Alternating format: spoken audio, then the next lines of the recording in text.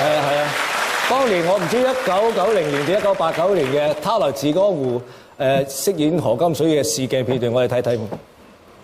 他來自江湖，李思捷試鏡 Take One Action。咁得㗎，導演。係啊，等陣點啊？我想知道啊，何金水呢個角色究竟個性格係點啦？即係佢個教育程度有幾高？細個有俾人非禮過？唔係，我諗住投入啲了解呢個角色啊。唉，嗰個何金水好鬼煩嘅，個格好衰，講嘢好串，即係好似周星馳咁係嘛？咁上下啦。佢唔雖然衰啲啊，但係都冇揾啲咁嘅嘢嚟玩嘛，你分下輕重啊嘛。嗱，等等冇啫，而家你係導演定佢係導演先？你咁窒住晒，我好難同你對戲喎。你識話人，你話下你自己啦。我唔係一個好尊重演戲藝術嘅人。成日都玩下，幾時有認真做過嘢啫？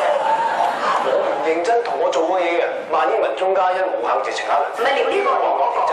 嗱，你唔好送埋呢個八卦新聞啊！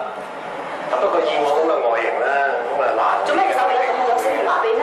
嗱，你唔好下下都住晒，我話晒都係你 fans，我喺廣播道門口等你收工，又請你食燕窩，又送劍蘭俾你。我以為請我食嘢送花俾我就得㗎。前日仲喺咁多人面前大大聲咁讚你着藍色裙好睇，搶晒鏡，你唔係聽唔到㗎？你冇發覺啊？你仲話我着藍色好睇之後，我未着過藍色。